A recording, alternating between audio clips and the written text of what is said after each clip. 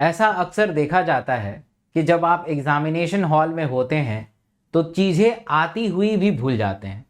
उस चीज़ को, उस कंसेप्ट को, उस क्वेश्चंस को, उस आंसर को आपने मल्टीपल टाइम पढ़ा होगा, बट फिर भी आप उसे कर नहीं पाते हैं, उसका सही आंसर नहीं दे पाते हैं, आपको याद नहीं आता है।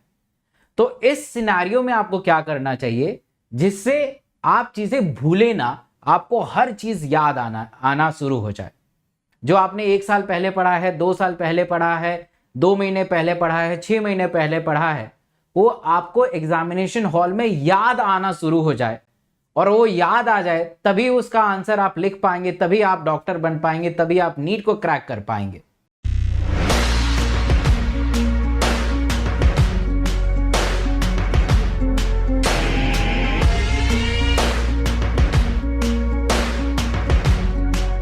तो सबसे पहले समझना चाहिए हमें कि आखिर ऐसा क्या होता है एग्जामिनेशन हॉल में जिसे हम चीजों को भूल जाते हैं।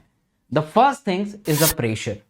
प्रेशर इतना ज्यादा होता है कि आपको चीजें आती हुई भी भूल जाते हैं। तो इस प्रेशर को कैसे मिनिमाइज करें, इसको अगर आप समझ जाते हैं तो चीजें आपको याद आनी शुरू हो जाएगी, और जो चीज आपको याद है वो जरूर आप प्रोड्यूस कर पाएंगे। तो प्रेशर को कैसे मिनिमाइज करें, तो आप अभी से ही 2 से 5 का अलार्म लगा लीजिए और ऐसा समझिए कि आपका एग्जाम हो रहा है। उसमें कोई भी फोन कॉल अटेंड नहीं करना है, फोन को बंद करना है, OMR शीट पे प्रैक्टिस करना है, PYQ प्रैक्टिस करिए, मॉक टेस्ट प्रैक्टिस करिए, कुछ भी करिए, बट 2 से 5 स्टैटिक होके आप क्वेश्चन को प्रैक्टिस करना शुरू कर दीजिए। इससे ब्रेन को पता चल जाएगा कि ये 2 से 5 ये प्रैक्टिस करता है क्वेश्चन या करती है, और इससे धीरे धीरे उस एग्जामिनेशन प्रेशर को कम किया जा सकता है।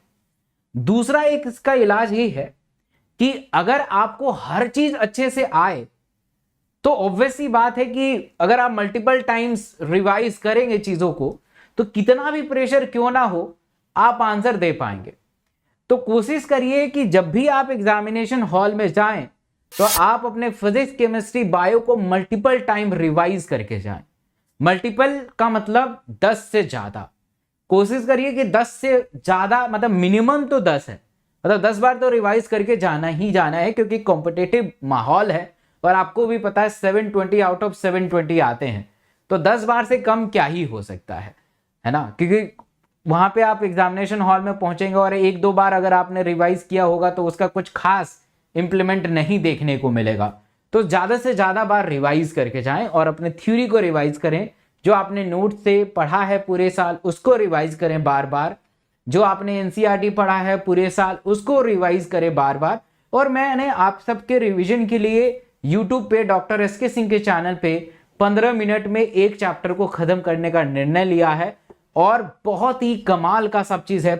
यूनिट वाइज भी एक यूनिट जिसमें 3-4 चैप्टर हैं उसे मैं 1 घंटे और 1.5 घंटे में खत्म कर रहा हूं, उसको जरूर देखिएगा।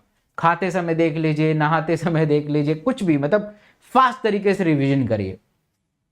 तीसरा इंपॉर्टेंट है कि आप एग्जामिनेशन सेंटर में भूले ना तो थोड़ा अपने दिमाग को शांत रखिए।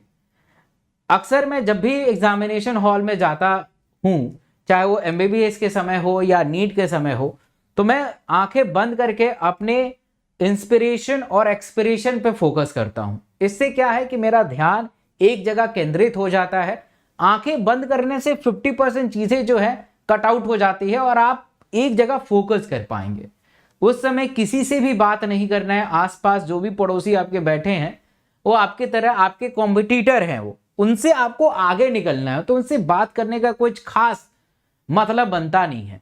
इसलिए आप आंखें बंद करिए, ध्यान लगाइए अपने सांस लेने और छोड़ने की प्रक्रिया पे, भगवान का नाम लीजिए, मम्मी पापा को याद करिए, अपने गुरुजनों को याद करिए और बेहतर से बेहतर प्रोड्यूस करने की प्रेरणा लीजिए, प्रण करिए कि हमें अच्छा करना है और इस बार ही अच्छा करना है और इस बार ही सफलता हासिल करनी है।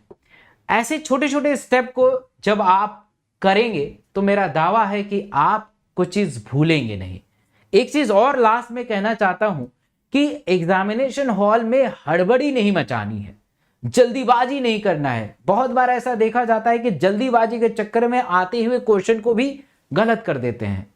आपको बहुत अबंडेंट टाइम मिल रहा है, बहुत बार आपने प्रैक्टिस किया है, तो जल्दीबाजी मत कीजिएगा। आराम से कूल माइंड होके ध्यान से क्वेश्चन को पढ़िए और उसका आंसर OMR शीट में भरिए। कोशिश करिएगा कि आप एग्जामिनेशन सेंटर पे 1 या 2 घंटा पहले पहुंच जाएं, ताकि पैनिक चीजें ना हो कि अरे अब तो एग्जामिनेशन शुरू हो गया, एग्जाम स्टार्ट हो गया, हम तो रास्ते में ही हैं। तो कोशिश करिएगा कि एग्जाम सेंटर पे आपको 1 या 2 घंटा पहुंच जाइए, वहां पे बैठ के पढ़ लीजिए। बहुत लोग तो बताते हैं कि आपको पढ़ना नहीं है 3 घंटा पहले, but it's not a practical things. वो आप पढ़ेंगे और कोई इसमें बुराई नहीं है, आप पढ़ लीजिए।